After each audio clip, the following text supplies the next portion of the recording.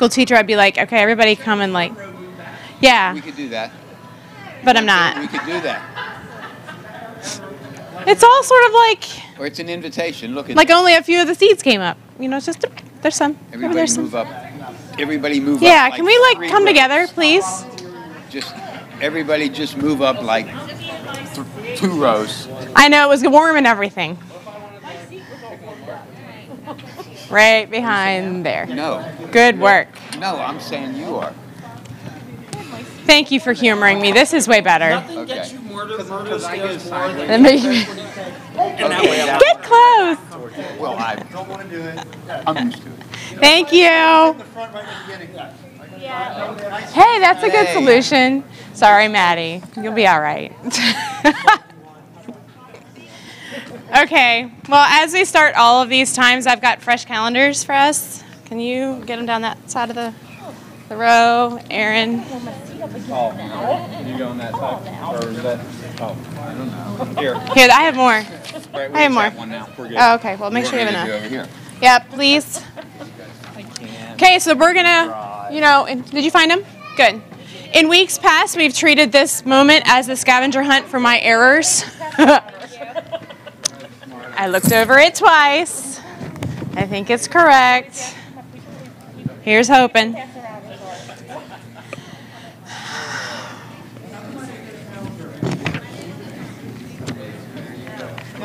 Here. Calendar, please. Yes. There's 2 there, I think. Sorry, I thought Jen you needs had 1 one too. more. Well, here. Jen. Yep. You skipped right past us. I'm sorry, I thought you had one.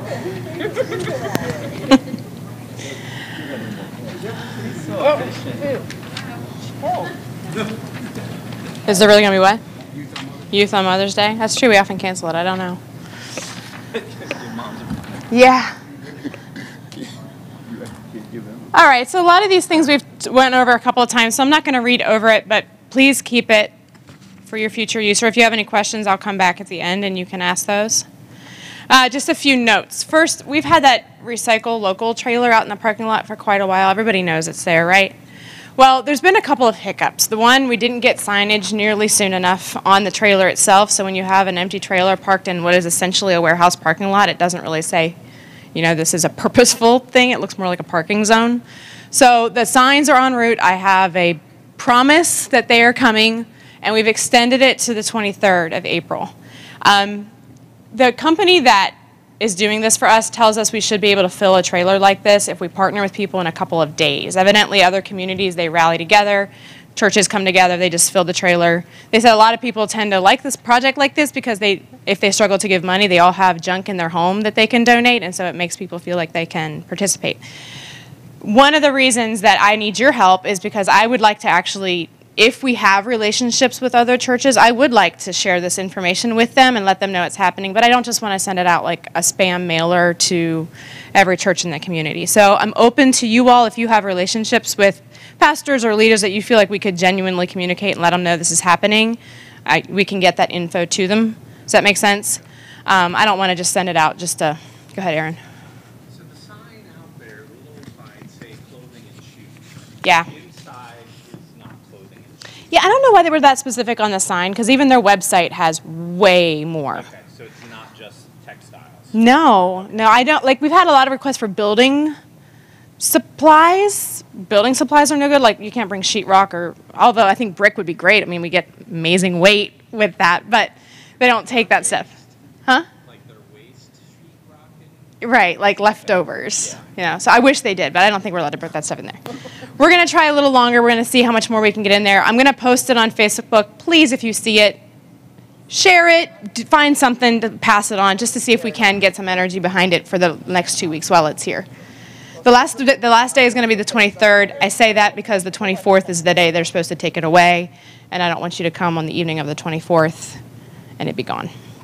Okay, next thing. We have a couple of volunteer opportunities coming up. The first is, we've talked before about the little dribbly trail that goes down this aisle here on the carpet, and then over in the ABC classrooms, if you've moseyed over there lately, you know that carpet's in pretty rough shape and looks like a war zone. He's right. So we would like to have that on some level carpet cleaned. We want to rent a cleaner and have it done before Koinonia if we can.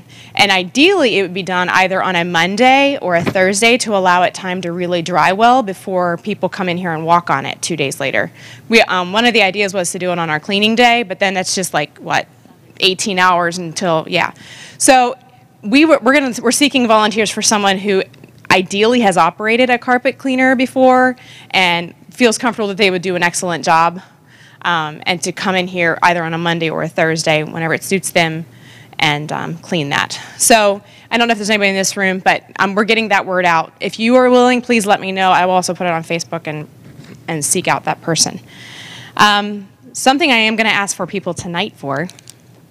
When Koinonia is happening, there's like people going to be, I'll say crawling, but that's not really what I mean. Like the building's going to be busy all the time, and we're using a lot more of the building this time. And so what we'd ideally like to do is have volunteers that on their own pace at specific times of the weekend know that they're just tagged to check. Like, I know that sometime on Saturday night, I'm gonna take a lap through the bathrooms, I'm gonna check for toilet paper, I'm gonna check for paper towels, I'm going to make sure all the toilets are flushed, and I'm going to change the trash. Just basic, like take 15 minutes and make the lap and do those things. There's obviously going to be cleaning people here, and we would love that to be a shared duty. Like, this is our home, you know, we care for this, and like to Maddie's point last night, these are guests coming into so we obviously want to take care of it, you know. So we want to share that together, but I would like to have somebody that's on point, probably starting Wednesday night, Thursday night, Friday morning and evening, Saturday morning and evening, to just make, either you or you as your family, take a 20-minute lap and check things. And if something needs restocked, just do it on your own schedule. Is there anybody here that would be willing to claim a shift? And if so, which one is ideal for you? Because you would get first dibs right this minute. Roshni, do you care when?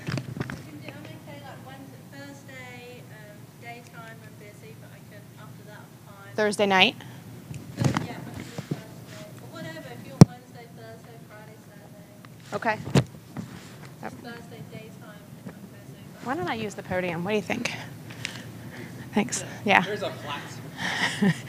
I get there eventually. I'm a little slow. Go ahead. Friday morning. Friday morning. Nikki, I saw you. Any of the days this weekend. Okay. You're just available. Okay. Anybody else want to claim a spot? Casey? You're on worship in the evenings, though, so maybe sometime daytime?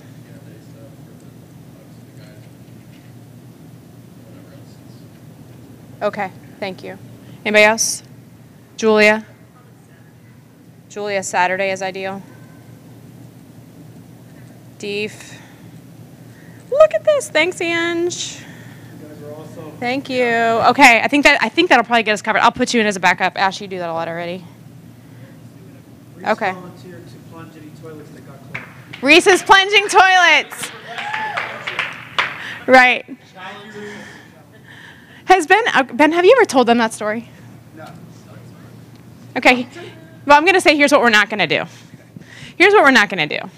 If we stumble upon a toilet that needs plunged, just if you are female, you may seek the closest male core face and delegate it.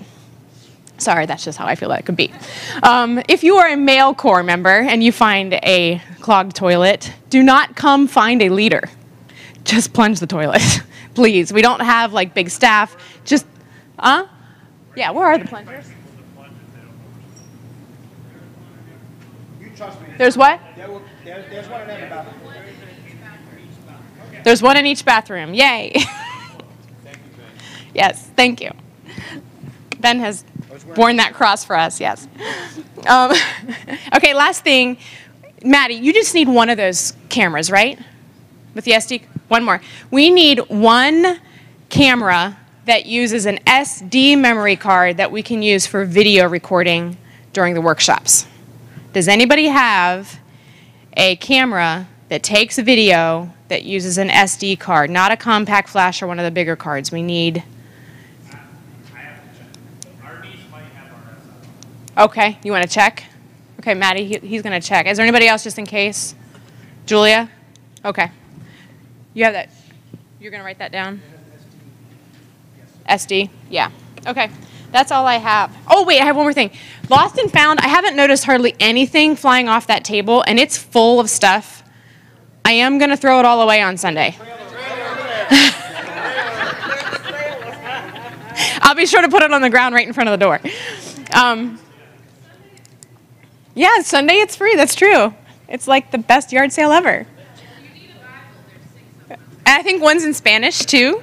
I think. Yeah. Good. Okay, Aaron, I'm ready for you. Does anybody have any calendar questions? Did we find any errors? I haven't really looked. Okay, well, message me when you find it. Yeah, I have more here. 2 weeks from tonight. 2 weeks from tonight.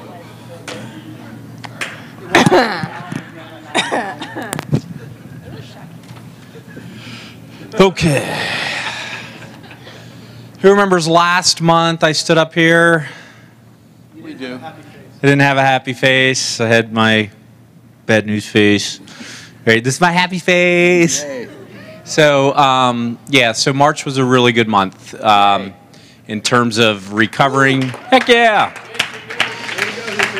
Way to go, way to go. So part of this, and I don't know if it's timing, like if people give online, like maybe instead of giving on the Sunday, they might give like after the Sunday or something like that. But so basically everything that we were short in February came to us in March.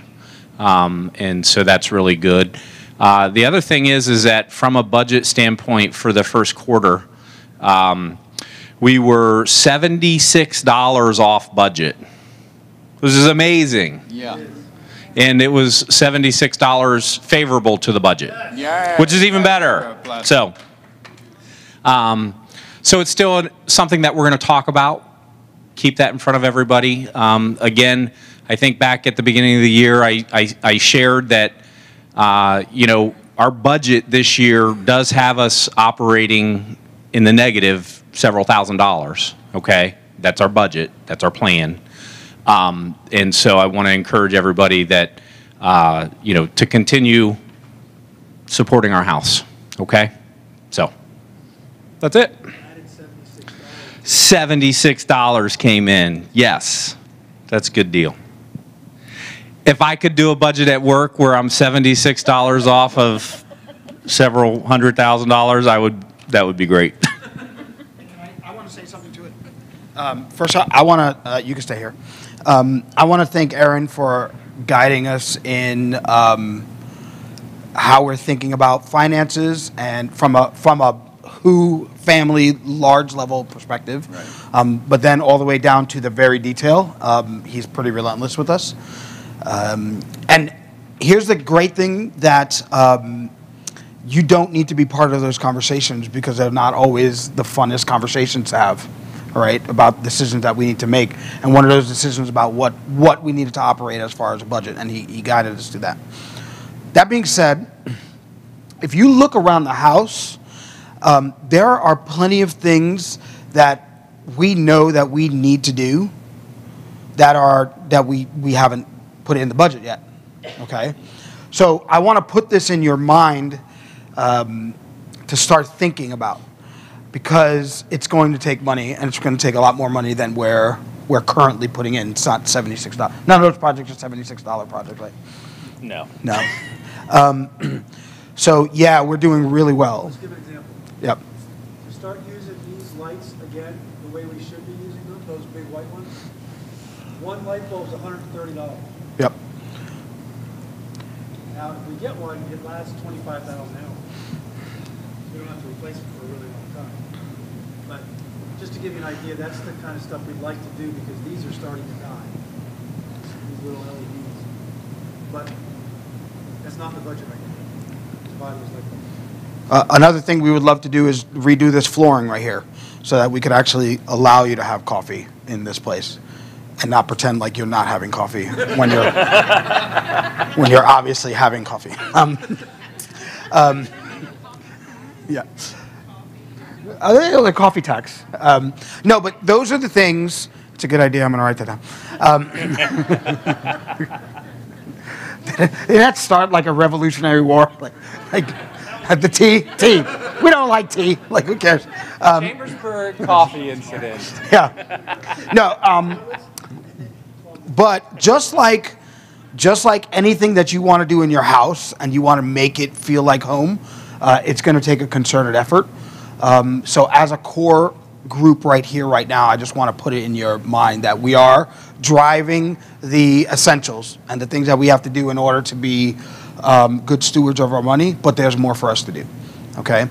So that's not a downer on the, hey, we're $76 a head. It's not putting a downer on that, but we can do really, really great things. So that's what I wanted to say on that. Yeah. So again, I want to thank you. Yes. You're awesome. Thank you, Eric. Yes. I think we have Nikki.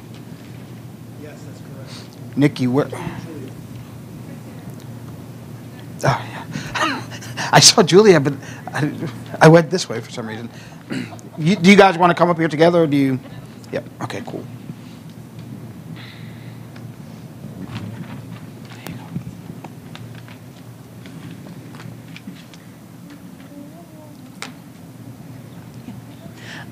So recently, it turns out that both Nikki and I were having some very similar experiences of the Father's heart, and so I guess we have the privilege now to kind of share with you some of the things that we've intimately experienced, but we feel like is what the Father is showing us for our family, and just some of the different ways we've seen that and how this could shape us moving forward.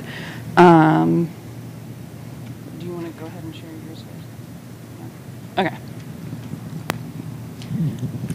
Okay, so I dream a lot, so I feel like I'm always talking about my dreams.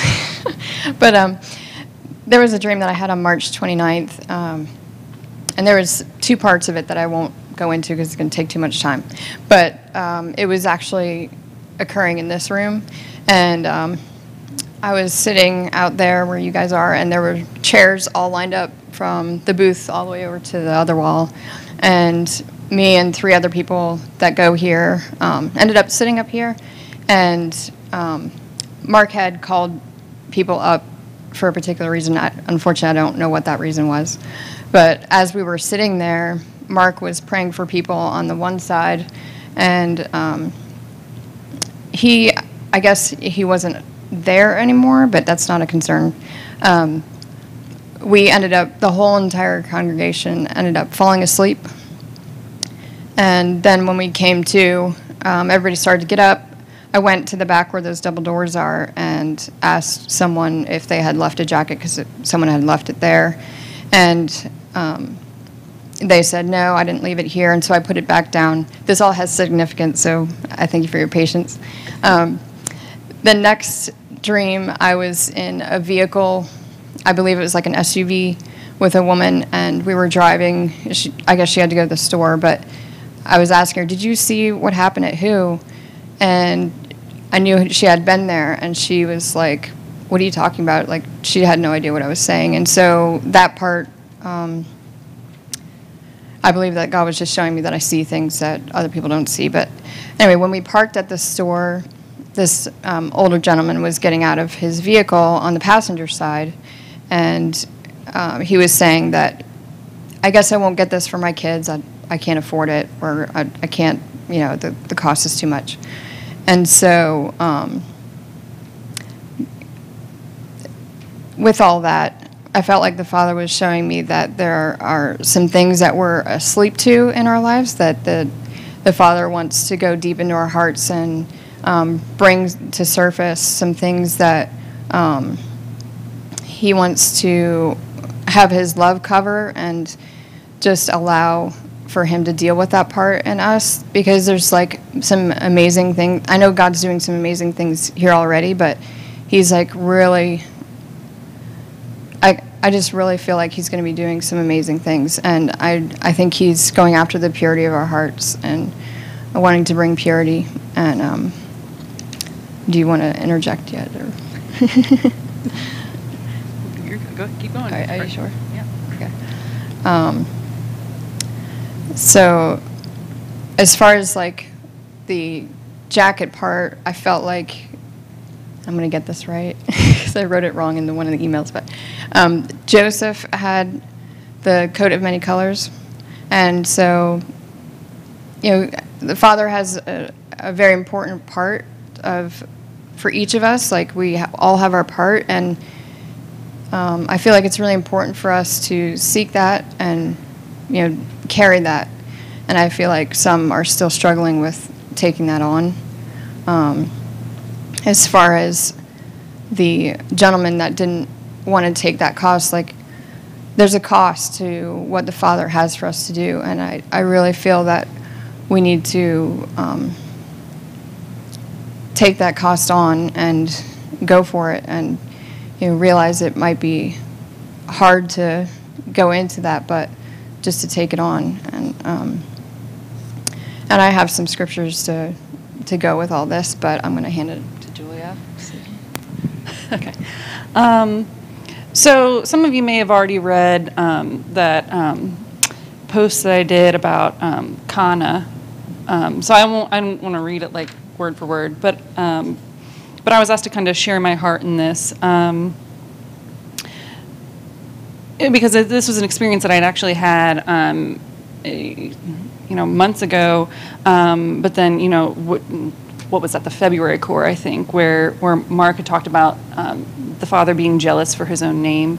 It really strongly connected to this this experience. So I guess I'll just kind of summarize it a bit here for you guys. So I actually kind of randomly found this because I was looking up names for the Father, and this word Kana, it's Q-A-N-N-A. And I had not ever heard that like name for him before, so I had no idea. And actually, it's a word for jealousy. So I'll just and the thing that really just kind of like dug into my heart was when I read the definition. Like when I looked it up, it's God not bearing any rival, and the severe avenger of departure from himself. That was the part that like really got to me. The severe avenger of departure from himself. Like there was like passion and intensity to that. And I knew I wanted to like understand more about that because that's not an aspect of the Father that I was as familiar with, or I had really, understood as much. So, I mean, I guess from what I learned, this word is a name that the Father calls himself, but it's also a word for jealousy that is only used by him. Like, so like you and I don't have the same type of jealousy. We can't. I mean, it's just something that like he uses, and it's only used like 5 times. I'm trying to think what else. But yeah, so in Exodus 34:14 it says, "For you shall not worship any other god, for the Lord whose name is Kana. For the Lord whose name is jealous is a jealous God."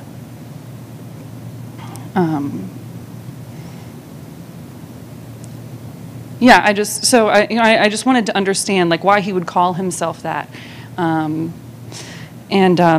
so I guess, kind of coming down to it, I just was exploring, what does it mean when you say that you're jealous for me to the point of severe vengeance when I leave?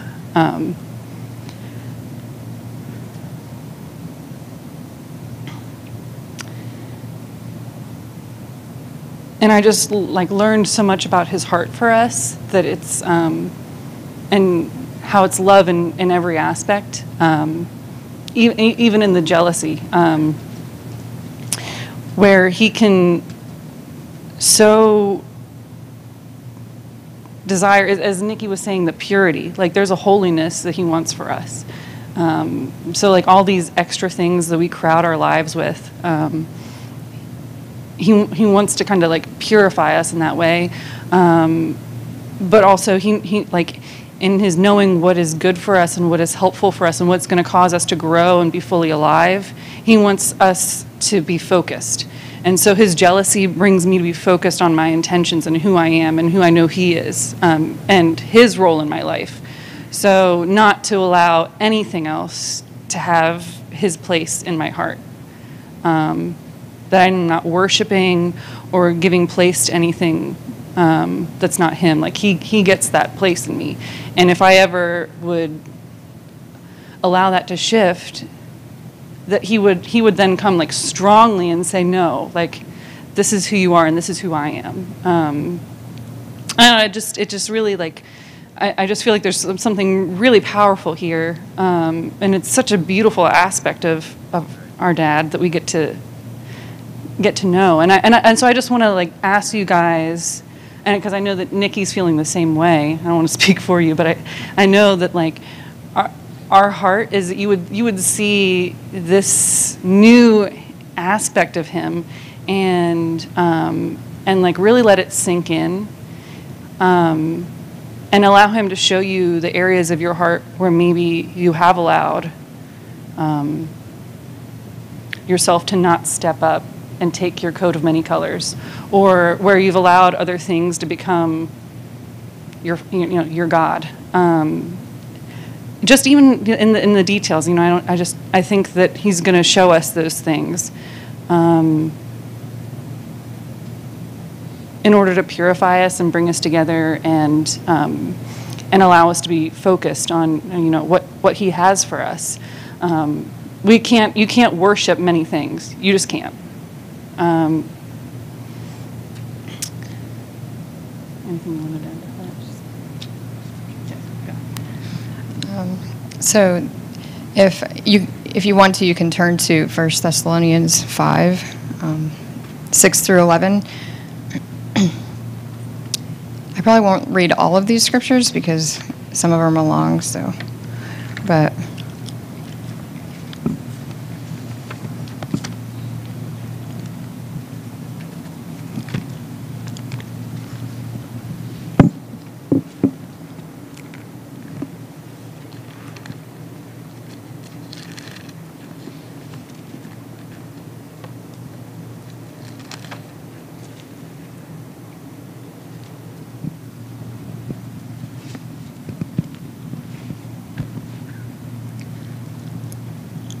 so it's 6 through 11, chapter 5.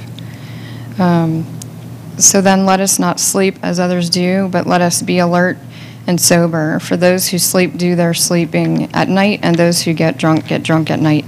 But since we are of the day, let us be sober, having put on the breastplate of faith and love, and as a helmet, the hope of salvation. For God has not destined us for wrath, but obtaining salvation through the Lord Jesus Christ, who died for us, so that whether we are awake or asleep, we will live together with him. Therefore, encourage one another and build up one another, just as you are also doing. With that, when it talks about being alert and sober, I felt like that was being aware or alert to who we are and walking in that. Sometimes we can be asleep to what we are supposed to be walking in, and not necessarily the drinking part, but maybe that's that for you, but more so, just being aware of what it is that you need to be walking in. And then also that, hold on. Where it says that he will love us either way, whether we are sober or not, but I feel like, the better way is to be awake and alert and be integral with going after who you are to be. The next one is Habakkuk 2, and I think a lot of people are probably familiar with that, but it's talking about standing your ground and record the vision that the Father has given you, put on tablets, but it also says to run after it. And in that, for the vision is yet for the appointed time. And even in that, you still need to run after it. Like maybe you don't see it fully, but you still need to go after it. instead of just waiting.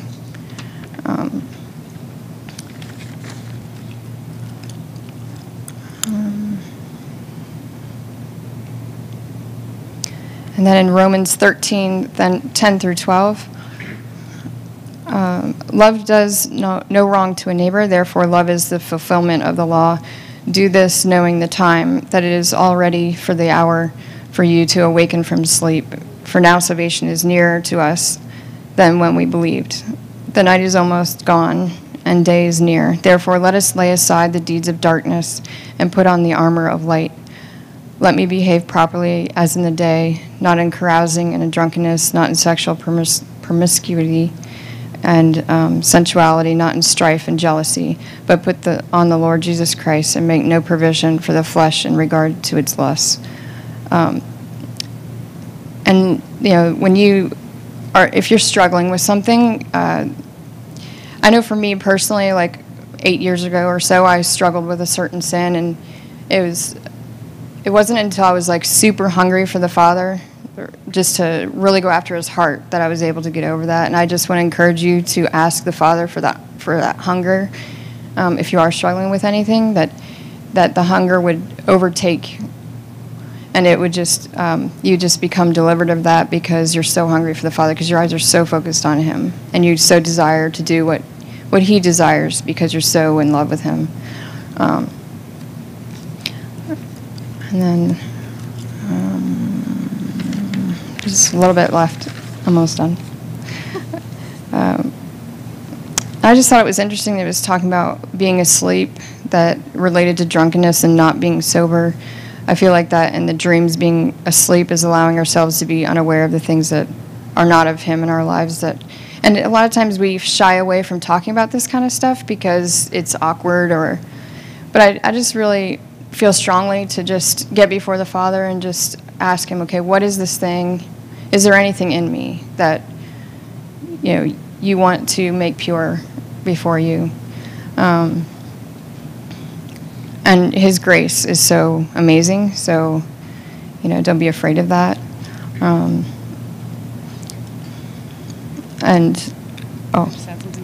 Just like with that, I think like it's a good place for us to like seek out like where there's sin, but I also don't know that it's just that. Like I think it's areas where we could be more intentional, like and disciplined, not just being like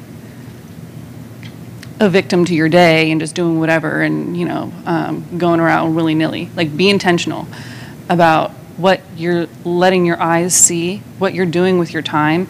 Like, I just think that there's an aspect of maturity and sonship that, if we're doing this thing, then we're really going to put before the Father. Like, do I need to be spending as much time watching TV, or should I be with you, spending time with you? Like those things, it's like, because I don't think it's just sin. I think it's like, what are the things that are in my heart to do, and am I making time to do them?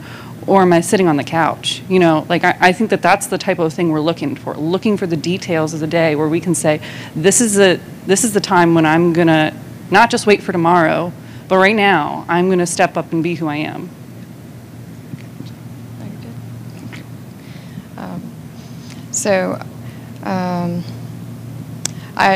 There was a song that I wanted to do after this, but it's obviously not going to happen. But it's called "Fall Afresh" by Jeremy Riddle, and I was going over to someone's place this morning, and I was like, I want to listen to that again, just to the words. So I put it on YouTube. I went what I needed to do, left the place, and put on Pandora, and that very song came on again. And it was just like, okay, this is confirmation that I needed to share this. So if you have a chance, I would encourage you to listen to that song. So, do you have anything else?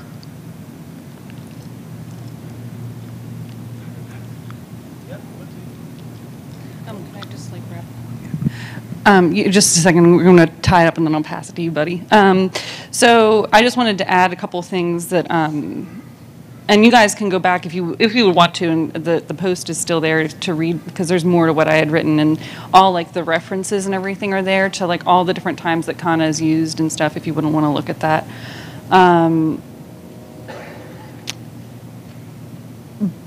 But I guess the one piece that I had noted here that I kind of wanted to talk about is somebody had pointed out to me that the many aspects that jealousy brings about. So it's not just like the his desire for us to worship only him, but it's also a protection that it gives us. So that really struck me, and I just wanted to make sure that I like added that in there, that that this is his heart like protecting us for our purpose. But I just think that there's a lot in here, so I just hope that you guys are able to hear the Father in this and take it. Okay, cool.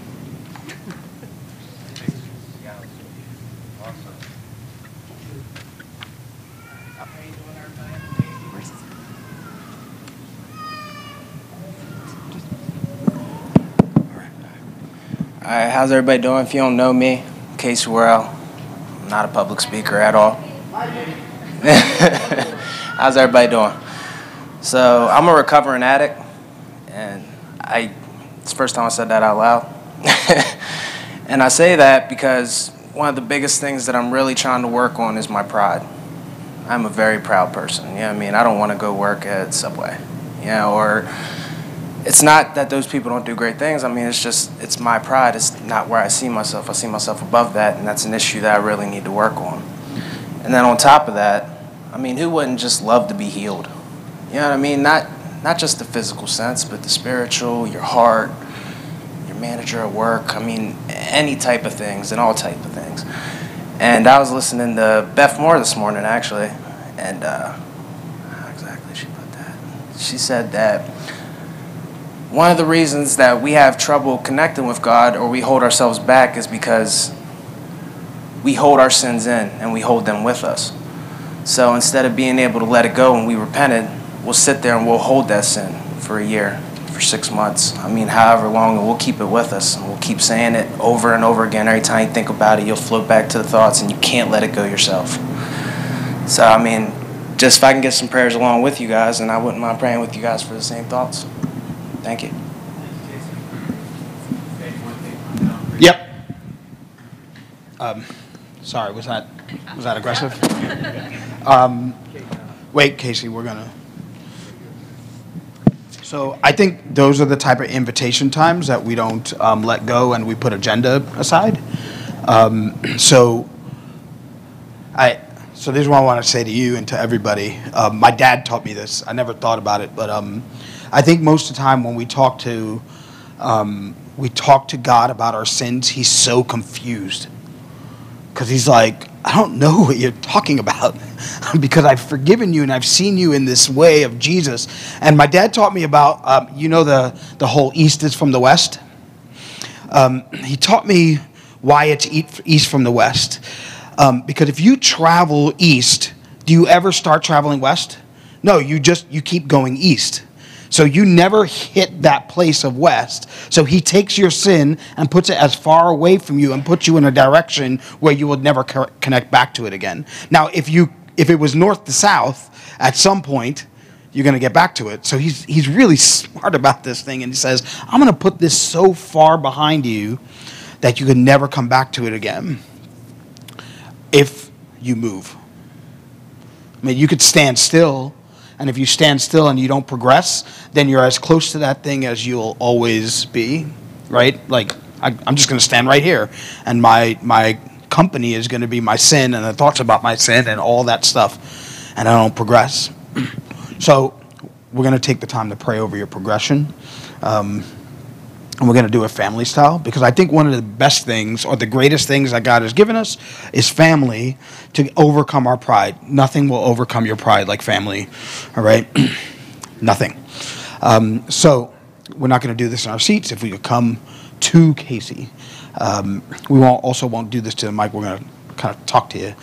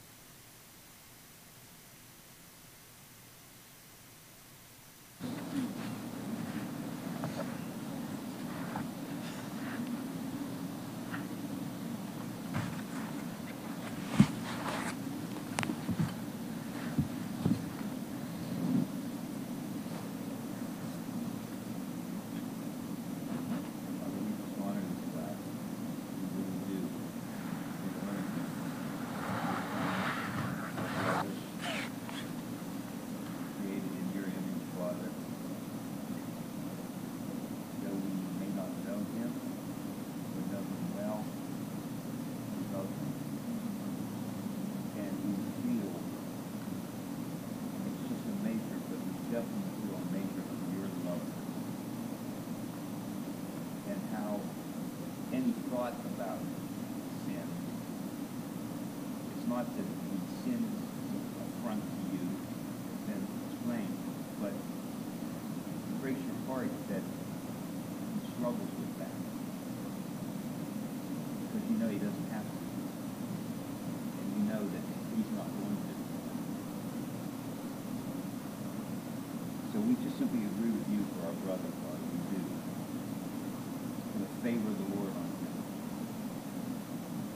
And Father, may all the healing that is his in Christ be released and manifested and activated in and through his life. And may he have all the help and the support that you want him to have, Father. And we just call forth his true identity right now in the name of Jesus.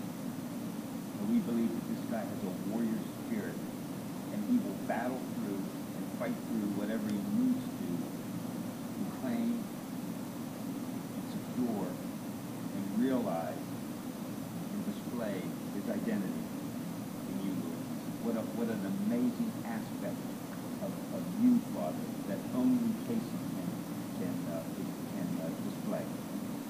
So yeah, we're excited about him, and Father, we honor him in your name.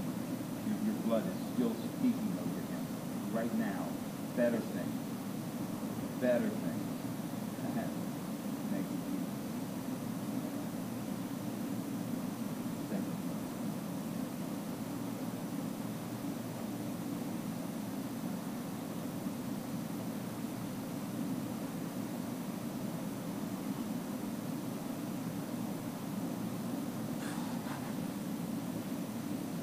Case one and take off the burden of pride from you by telling you that we're proud of you. And most times we carry pride because we're just searching for someone else to be proud of us and for us to know it, and we want you to know that we carry that for you. Even to say that I am this, that you're more than that, you're a son.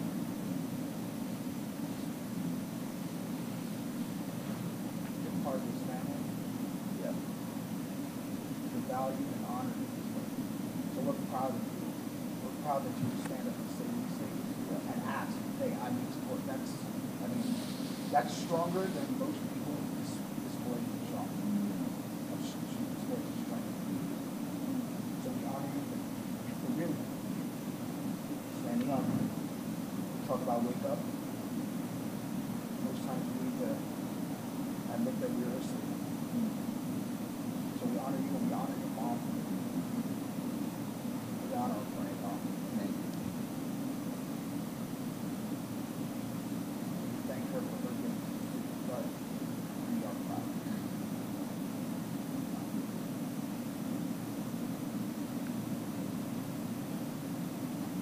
Holy Spirit, I ask you to come upon Casey. I pray that we'll not be able to tell a lie. The Spirit of truth will come upon him. He can only speak and live truth. No matter how painful it will be, no matter how hard it will be, Holy Spirit, the one who sustains us and the one who is life, give him the ability to only speak and live truth from this day forward.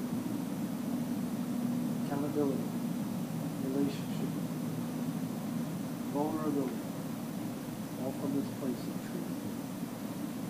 So, Father, we just break the power of deception and lies that have tried to hide him and keep him covert. Today, Lord God, because he did it already, so we just agree with his exposure. Yeah. And we agree with truth that makes us free. That's how we're free. So may the truth make you free. So you're forever free.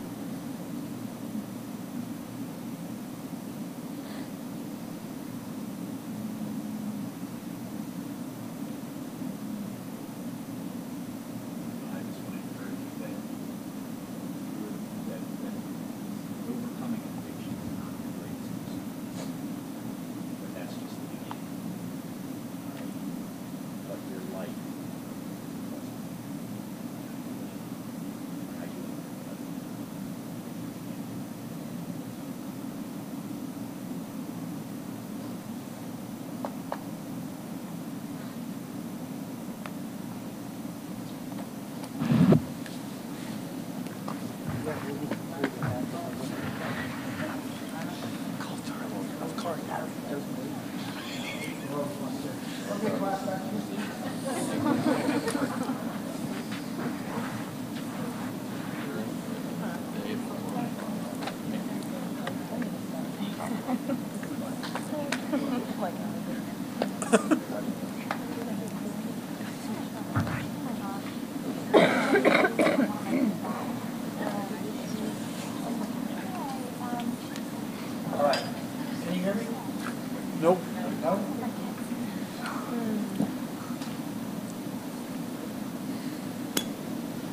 How about now? Oh, there we go.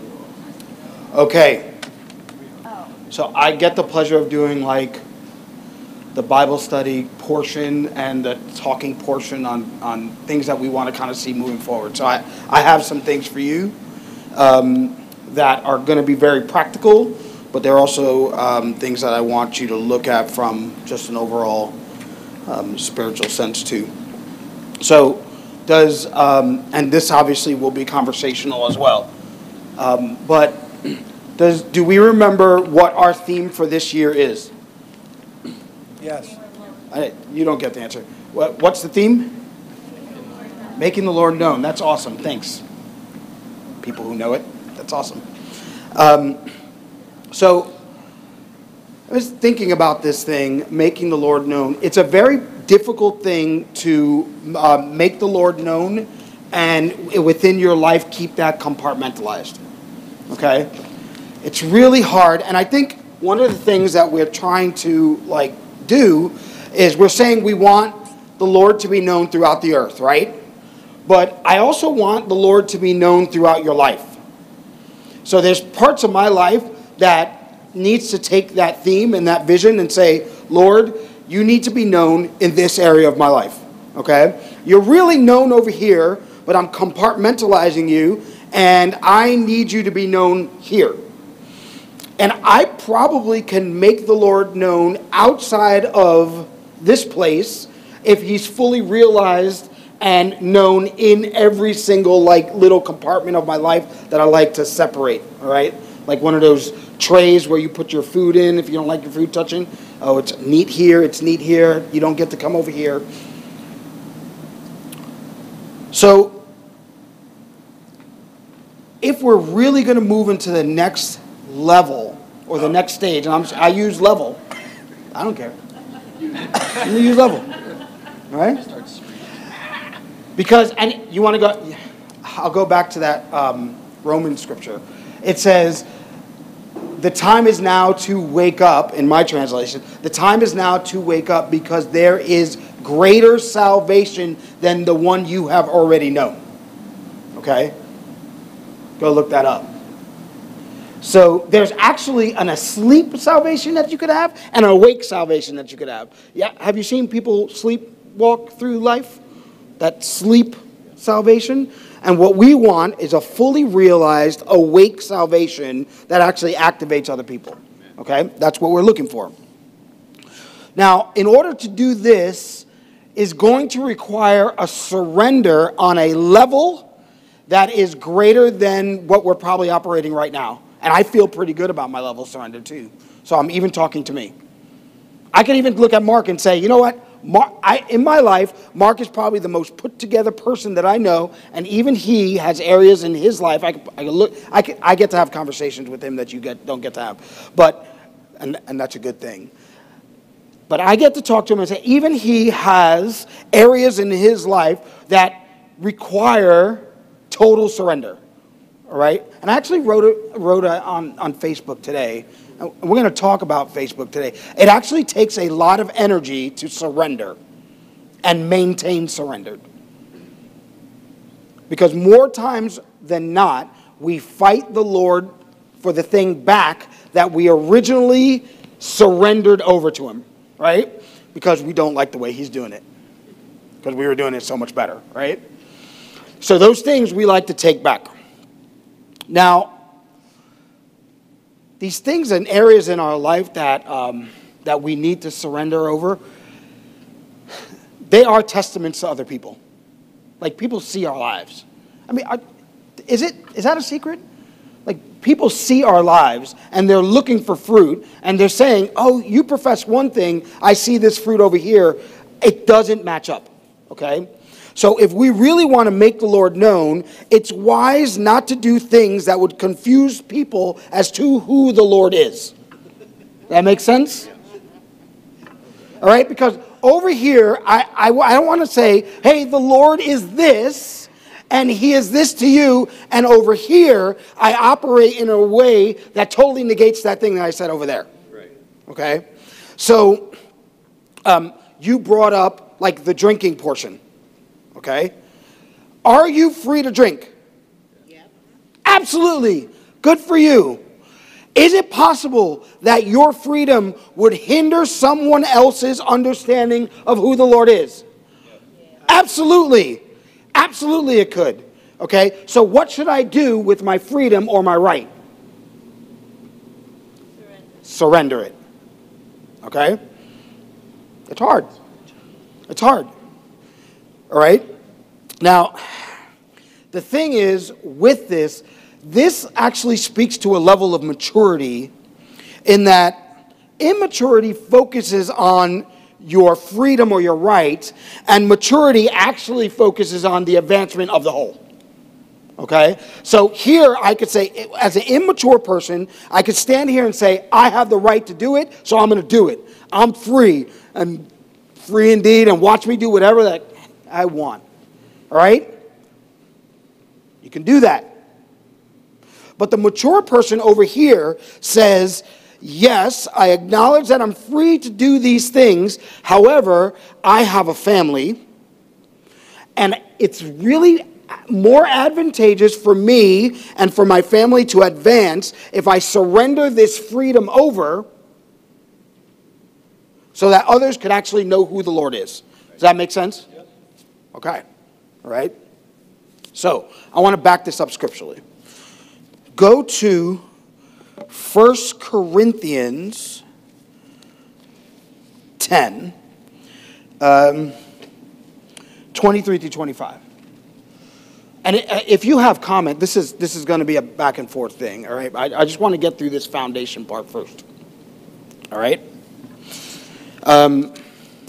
My translation says, you say, under grace there are no rules. Oh, I'm sorry, verse 23. So 1 Corinthians chapter 10, 23 through 25. All right? Okay. You say under grace there are no rules, and we're free to do anything we please. Not exactly. Not so fast, my friends. Hold it. Not yet. Because not everything promotes growth in others. Your slogan, you're allowed to do anything we choose, or we're allowed to do anything we choose, it actually is true. But not everything causes the spiritual advancement of others. So don't always seek what is best for you at the expense of another. And then I'll skip down and add this verse into it. I asked God, he said, it's okay. Live your life in a way that glorifies and honors God. Okay?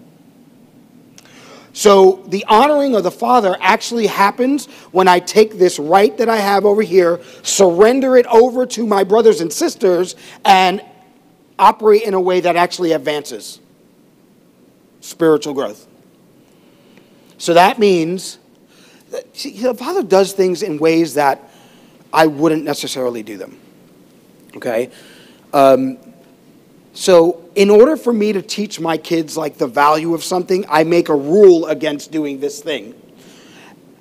The Father reverses it and says, in order for me to teach you the value of other people and their growth, is I make no rules against that thing.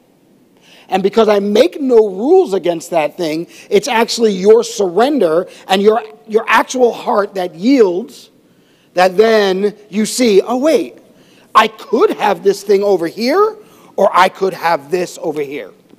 Okay?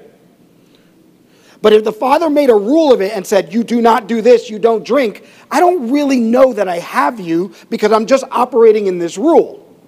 Does that make sense? Okay. But since he has negated all these rules over here, I know I can have this, but I can make the choice of this. And that's how the Father does things. And then in 1 Corinthians 16, he says, in all that you do, let it be motivated by love and kindness. Okay? So, these things that I have a right to over here, if I'm motivated by love and kindness, would understand where you're at, and then would yield based on love and kindness. Okay? Does that make sense? Yeah. So, okay, you're all with me.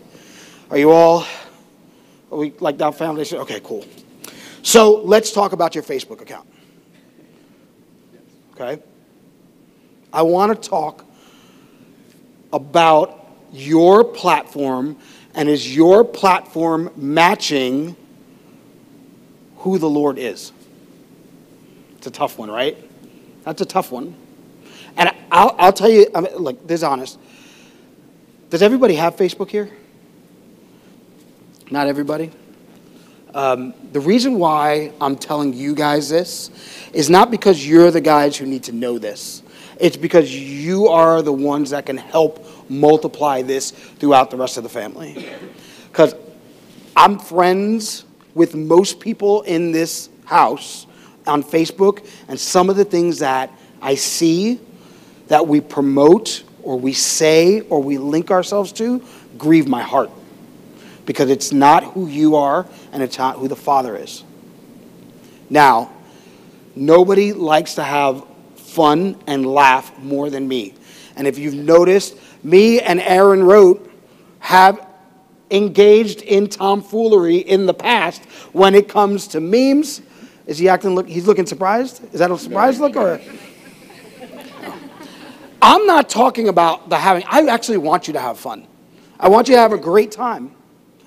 But I really want you to start looking and start considering how that platform, that one platform that's completely attached to you, how that one platform is promoting the very one that we say we belong to.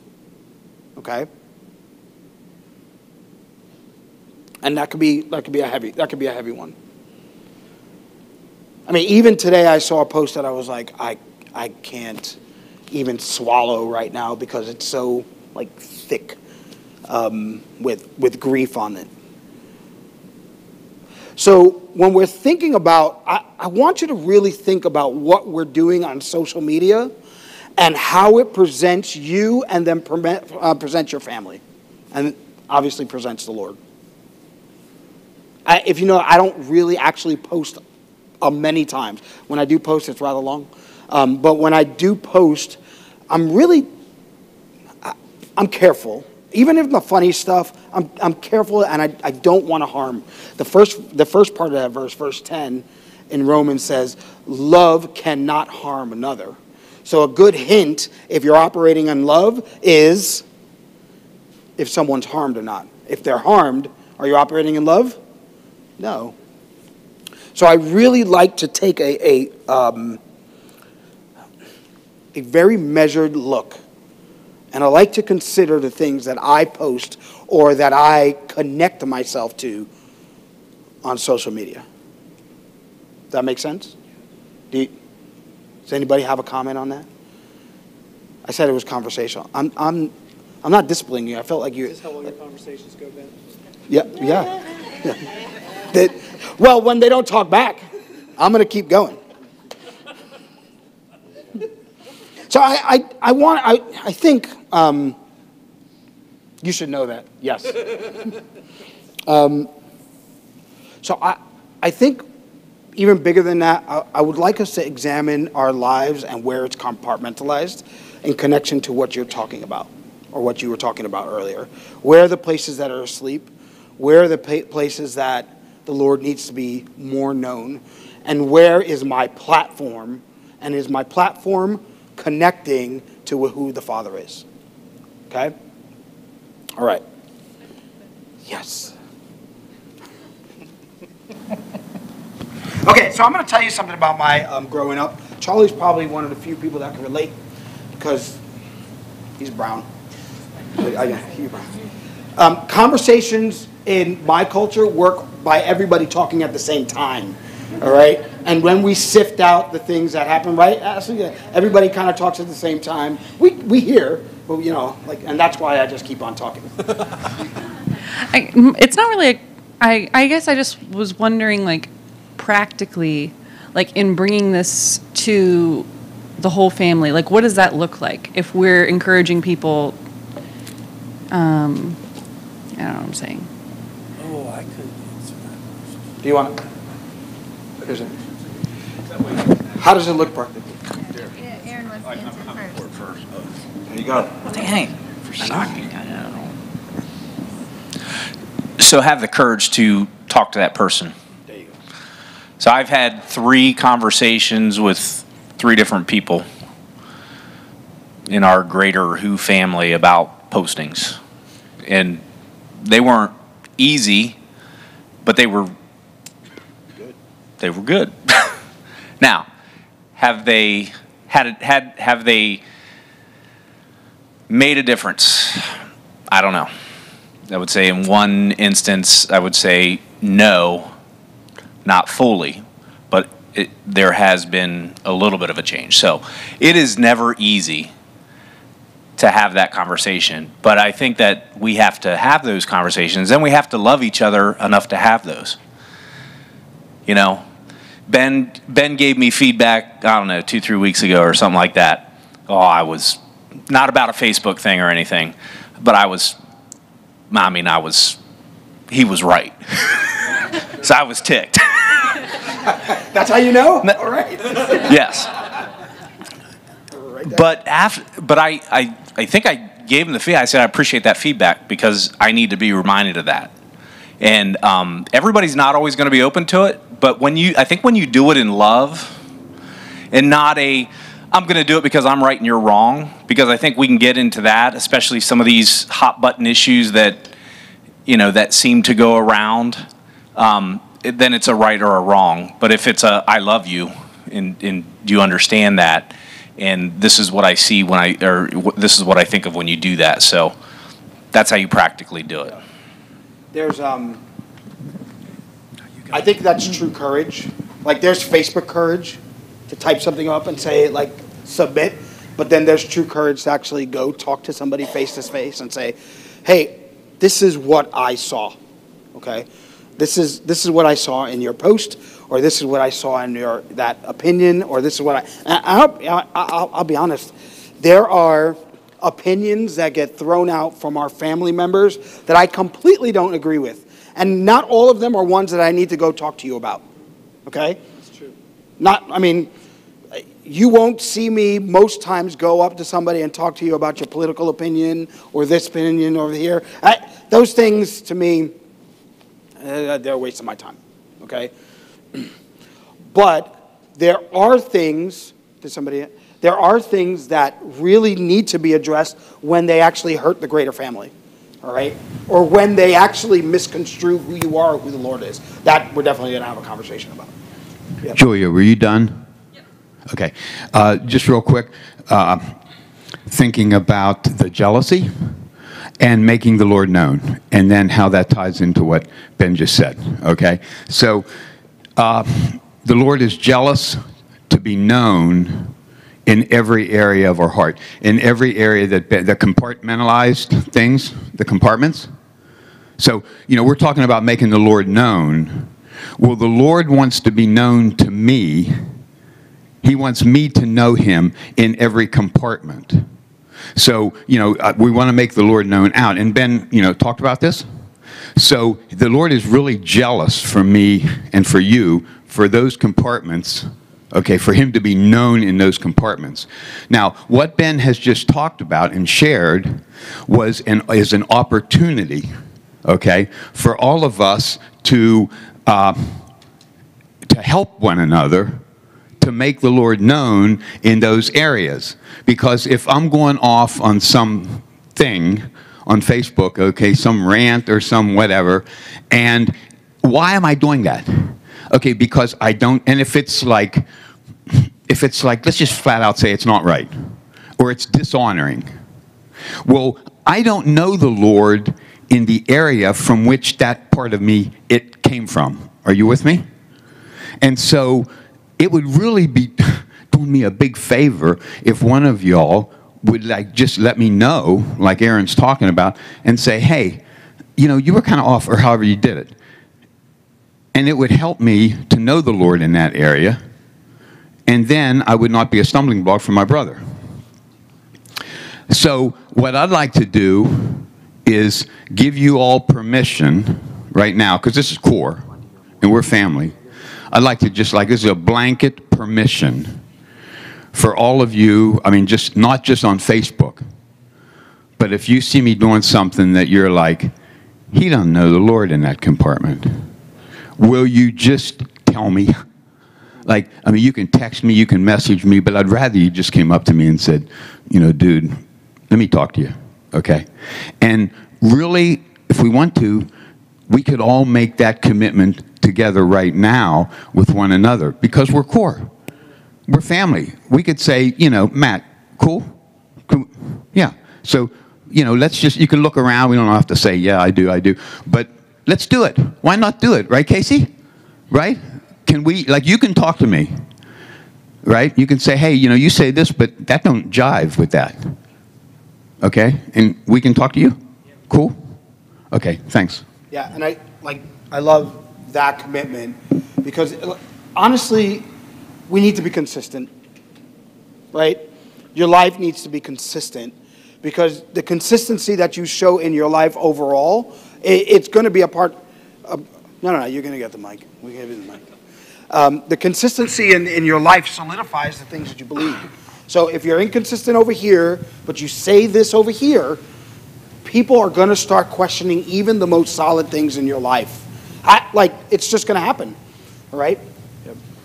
And you also got to remember that when you're talking to these people and you're seeing these certain Facebook posts and everything like that, you're going from your grandfather down to your niece. You know what I mean? You got different age groups, you got different minds, different mentalities, different personalities. So, I mean, just ask God for the knowledge to be able to reach that person in a certain way. Because if you say it a certain way, you might reject them or push them away. That shouldn't deter you. Try your best to help the person, but ask for that knowledge to try to fill that in the right way. That way they can see it the way you're seeing it. Awesome. Or the way it should be seen. Thank you. Now, on the flip side, you don't need to be offended at everything. Okay? I'm releasing you from that burden of being offended at every single thing that everybody says, and I'm releasing you from the burden of having to comment on every single thing that everybody says. Okay? One of the best ways to end a conversation is to not start that conversation. This is just like kind of relational wisdom. All right? If someone says or posts something that you completely disagree with, it is so much better. You ever notice that comments attract comments? All right? And usually when they're divisive comments, then all of a sudden the atom starts to split into so many different atoms. And next thing you know, we're not even talking about the same thing that we were talking about before. Okay? It happens so much. Like divisiveness is like that atom. It's going to cut and cut. And I don't know the word for it. But no, you don't need to be offended. You really don't. Okay? And the best way to actually have that conversation is, check this out. Instead of assuming what somebody meant, go up and say, hey, Kendall, I read this. Could you tell me what you meant by that? I guarantee you, asking questions is your best ally. Okay? Asking questions is your best ally anytime you want to learn something or anytime you want to understand something. Okay? Just don't assume that you know what somebody is saying. Right. And also, you don't understand all their background and everything that went through it. Right. So have that conversation. Okay? So anything else you want to hit on that? Yeah. So 2 things I was thinking about. I would really love if everybody took your challenge seriously, Kendall. Even the ones that didn't nod their heads at you. But, so, hope you heard what he said. 2 things. The spirit of a thing is more important than the thing. I would really want to remind everyone here that you could post something that you think is of an innocent nature, but ask yourself the spirit of what you're doing. In what spirit am I posting this? You can post a political thing and it actually be very healthy, or you can post a political thing in a spirit of politics and it could really cut and hurt people. Yeah. So, and you've seen in the past, I've posted political things. Has anybody ever sensed a political spirit on anything I posted? No, it's because it's the Father's heart, and I endeavor to do that. So I really encourage everyone on here listening or here tonight to ask yourself the spirit of what you're doing, what you're saying, what you're posting, what you're commenting on. A lot of times you're posting because you're upset about something or because you're passionate about something. I propose to you that you not post when you're passionate. Seriously. You can post from your passion, but you should not post when you're passionate. There's a difference. Second thing is, if you went into the next chapter of 1 Corinthians where Ben was reading, the next words were, be imitators of me, just as I also am of Christ. I would really submit to you all here, and I do this a lot. In fact, I think I even said this, I don't know how long ago, but oftentimes before I post something, I ask if Abraham had Facebook, would he have posted this? If David had Facebook, would he have posted this? If Jesus had Facebook, would he have posted this? And I even think about my modern day people I admire and look up to and respect. And I ask myself, would they say this? Would so-and-so who I really honor and look up to, would he post this or would she say this? And if I can't see or hear them say that, I won't. Because Paul's very clear here, especially in those areas where I really haven't wrestled with the Lord yet, one of those people that I look up to already has. Yeah. And I can see or hear their voice saying this. So I actually picture David saying this thing, or Jesus, or John, or someone like that. And I'll be like, nah, John would never say that. So I don't. Because I want to model the Lord. Even in fun stuff. I want to model the Lord. So that's my encouragement to you when it comes to social media. Sorry. Were you listening to what I was saying? Yeah. Sometimes when someone replies right away. Yes, I was listening to what you were saying, and I had something, it just came to me, like when you were talking about don't post when you're like passionate about something. One of the things, I guess with our culture being what it is in social media, we kind of use that as like an open journal, and it's like becomes a method of like self-expression.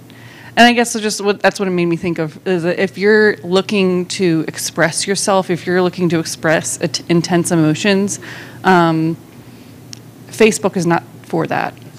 And there's this thing, it's a lost art, it's called a journal, made of paper, doesn't get posted anywhere. And like in those moments when you're feeling those kinds of emotions, like that's actually a really healthy and positive way for you to like express that without it being blasted everywhere. And then if something does like come from that, then you can share it later. But, have the moment to say, emotion, like, yeah, we're not going to be driven by our emotions. Like, we're going to express them appropriately and handle them. Yeah. That was good old-fashioned wisdom. I hope you all heard that. Facebook lacks context. All right? You're getting snippets, and snippets are not telling the whole story. So when you're only giving snippets of your story, well, people then get to go in any direction that they want to go. They get to paint the rest of the They get to paint the rest of the picture. And they get to fill in the gaps. And they get to make decisions about what you're saying or who you are that may not necessarily be the case. So don't do that to yourself. Okay? I want to encourage you to display your heart. Okay? I don't want to encourage you to be emotionally reckless with social media. Okay? All right. Now, this brings me to our Who Family Facebook page. Okay? I don't know, because I don't read instructions anytime I start anything. I didn't even realize that there are actually standards on the page. Okay? Is everybody a member of the Who Family page? If you're not, check this out. There are actual standards that are on the page. And if you go into the Who Family page and you hit About, there's just a list of standards there that that we're going to go over. And I thought it would be a good time now to look at what our standards are, okay? So that we could agree, and you can help me and help our group of leaders really just maintain those standards, okay? Because there's actually energy that needs to go into maintaining standards. So, standard number 1, We are a family, and as a family, we gather here being Facebook, to be with each other, support each other, and to grow together. We honor Christ in and through each member. Your post should reflect the honor and value we have for each other. That's a layup. Like, that's easy. Okay? The things that we post here should always show value and honor to all our members. Okay? Any questions on that?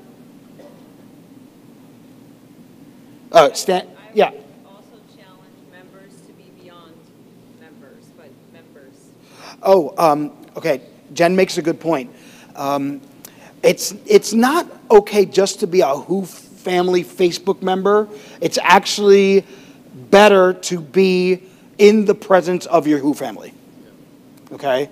Don't think that you're getting everything that is available to you because you clicked online, saw a little red indicator, and now, oh, I'm getting the sense. That's not going to happen.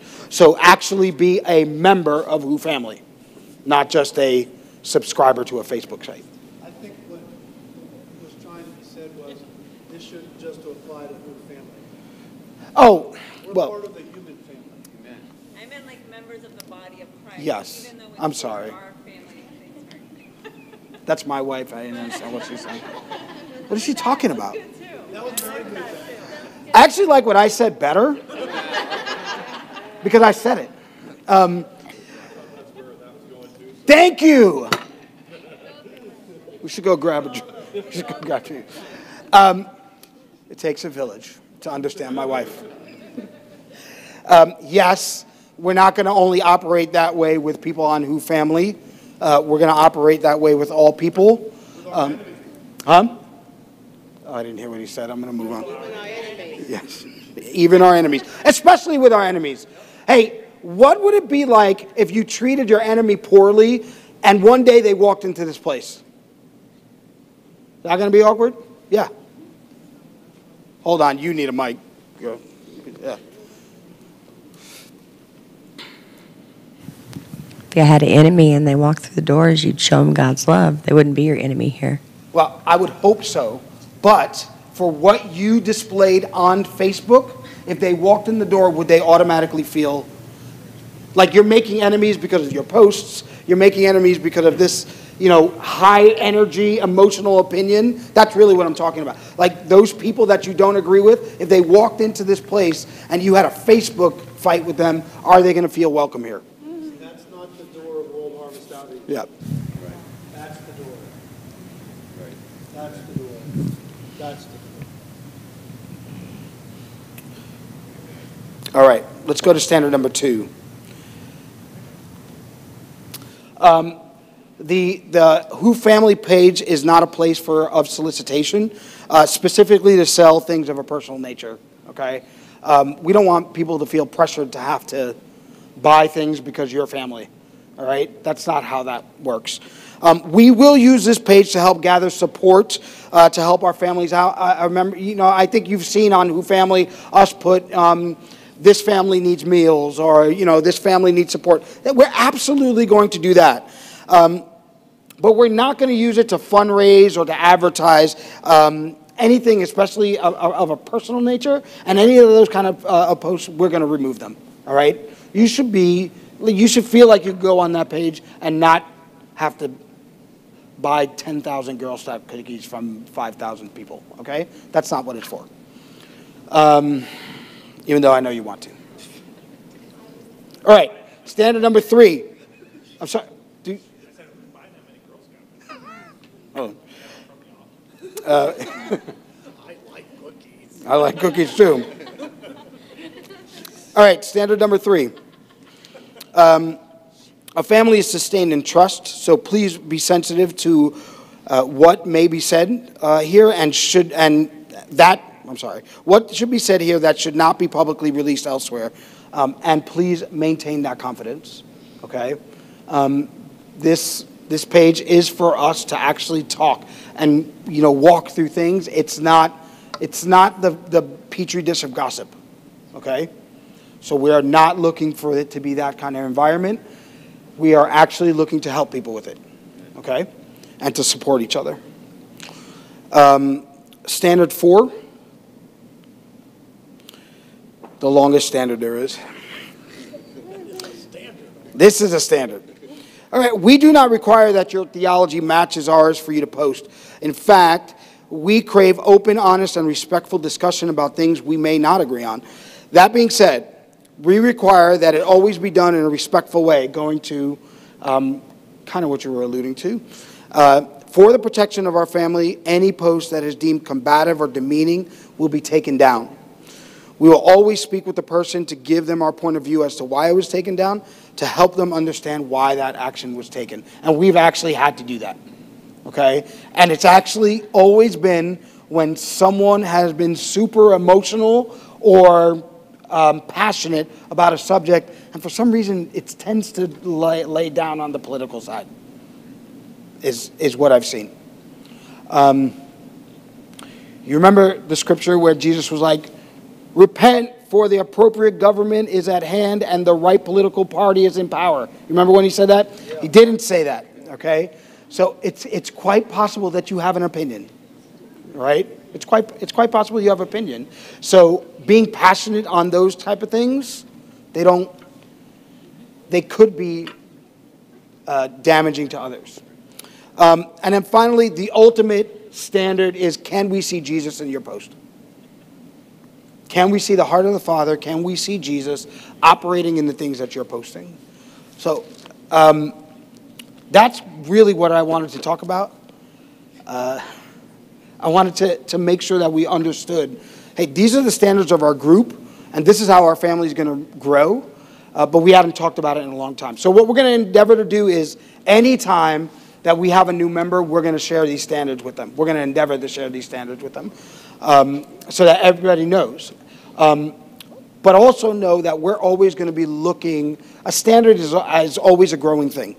So we'll always be looking to change them if there's need, but we are going to aspire. Last thing I kind of have to say is if someone can't consistently meet the standards of that group, we will remove them from the group until the time that they can, okay?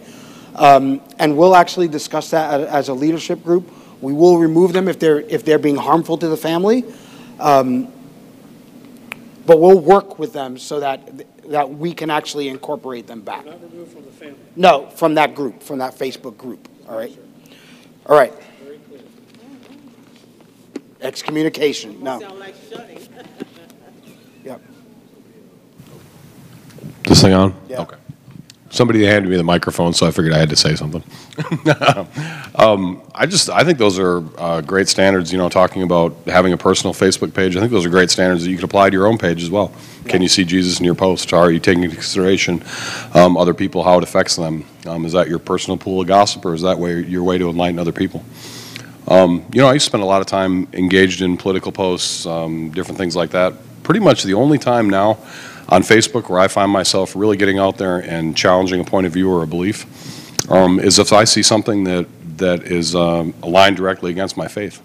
And I have friends who are atheists, agnostics. I'm sure everybody does. If you've got a couple hundred Facebook friends, you've got some that aren't faithful Christians, that's for sure. And about the only time I really get a strong opinion out there is if I see somebody post something like, the Bible isn't true, and I have people post that kind of stuff sometimes. The best approach I've always found to it, even if you want to have a strong argument, is to maintain your cool and maintain your levity and present your position in a pleasant and friendly way that sets aside personal attack, strong feelings, strong language.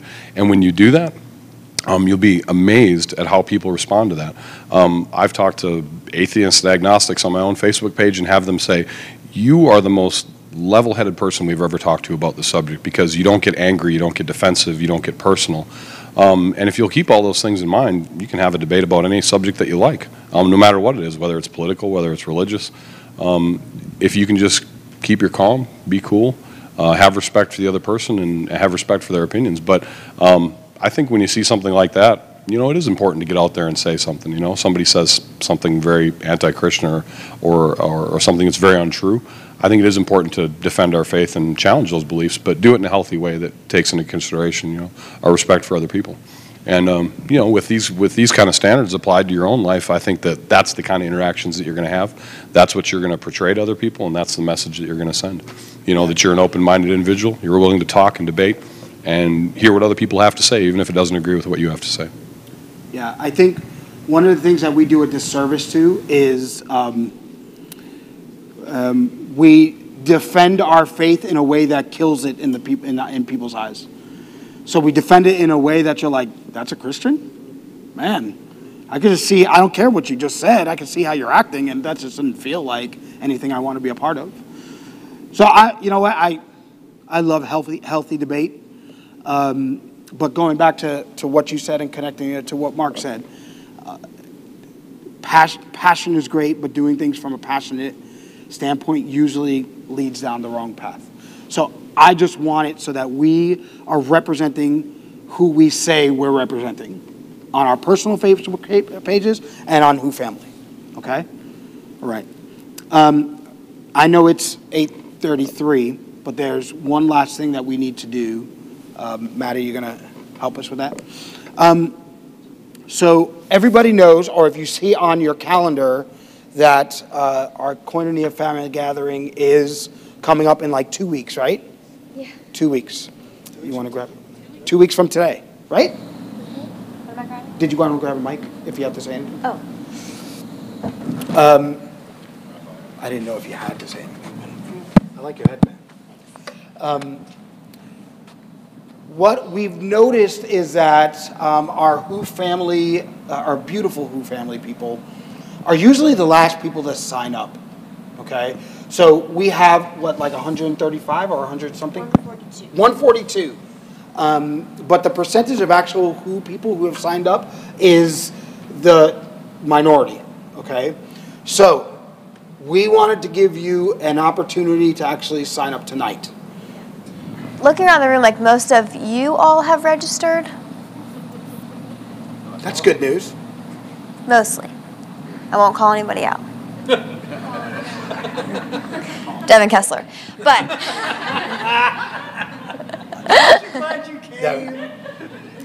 I'm going to call Maddie out because I'll tell you, she only registered her whole family like a week ago. okay, So- but I was the first. I know. We're proud of you. Thank you. Yeah. So they're in too. And So we we are- understand that, you know, like you're here. Just threw 5 people under the bus like that. But I had to defend myself. Oh, no, you didn't need to. Yeah. So we understand. So this is the thing that we can do, okay, to help Maddie out. This Sunday, when we're talking with our family members, I would love if you just ask somebody, hey, have you signed up for Koinonia already? Okay? And then when they say no, because we know the numbers, all right, because you're all here now, the follow-up question is, why not? Do you need some help doing that? Okay? I really think that this is going to be a great time. We have people coming in that, well, we have never had here before. Okay? And we're going to have teaching that we actually have never had, and a format that we actually have never had. And you're going to be able to teach, you're going to be able to learn, you're going to be able to converse. It's going to be awesome. So since everybody here is pretty much signed up, we need your help in talking to the others. Okay? Huh? Rates? Like how much it costs? It's like 35 for a single and 50 for a family. Yeah. Right? Jeez, I haven't Yes, looked that's that. exactly what it is. Yes. I believe. And then, Oh, and $5 if you have one child, and $10 for every child, like yes, $10 for the whole rest. brood. For everyone. Yeah. Okay. Yes, because some people are saying like we don't do internet, that kind of stuff. You can come see me and we'll just do it, not over the computer. So. We'll do it manually. Yes. Okay. So, oh, did somebody have a question?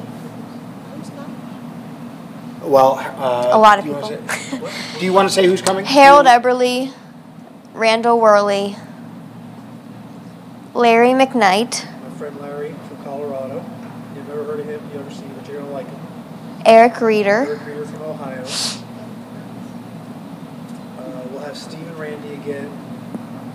we're going to be doing a workshop format, which is going to be really fun. 3 workshops going on simultaneously and then rotating. Really good. Okay, we're good? So the questions you need to ask are, hey, have you signed up for Koinonia already? And why not? Because we know the answer is going to be no. All right? All right. I also, go yeah, ahead. I'm going to have some airport runs that we need done too. So I'll post them on the Who Family page. So if you're able to make that work, that would be great. Anybody who can. All right. Oh, Matthew. I'll be brief. Try to. So something that I feel like has been happening a lot on Sunday mornings, and that's why I kind of put it out to the rest of our leadership to make sure it wasn't just like if it was just something that I was feeling or anything like that. But Amber and I have talked about it a lot. Amber's my wife, if you don't know who I am or my wife is. And I think we've talked about it before, so this might be more just like a reminder type thing. But I've been starting to sense a lot that there are many, or there maybe not many, but there's conversations happening on Sunday mornings during worship that really don't necessarily pertain to what's happening during worship or like what is in the atmosphere, like what we're trying to go after together. Or even like, I would say have anything to do with like the koinonia connection that we're trying to kind of foster among one another. I think some of the conversations happening are just kind of like catching up from the week, which that's not really why we worship together. I mean, at least during that time, I think that's a great thing to do, like before we kind of corporately come together or even afterwards. But it can be a distraction to other people who are, who are trying to be with one another and be with the Father during that time. So I just kind of wanted to remind, I mean, when I'm looking around the room, that's not really anybody who's here, but it can also be a reminder of how you can help redirect that type of thing when that's happening, redirect those people. And like, if they approach you, I know this is super practical, but I'm a super practical kind of guy. So just, hey, I love you. I want to talk to you about this, but can we do it after? Or can we get together this week or something like that? So that's it. I said I'd be brief. Thanks. And I'm sure you guys have experienced that too, where it can become distracting. And I just want to honor our worship team by not using their time for that. Okay. I mean, obviously I want to honor the Father, but there are actually people who are doing work, and I want to honor them too. And honestly, pursuing the Father is going to be way better than your conversation. I guarantee it. I saw a hand raised. No? All right. So I'm sorry we took a little bit more time. I want to bless you as you go out, and that's how I'll do it. You are blessed to go out. Have a great week. There is a. I thought I saw one. Oh.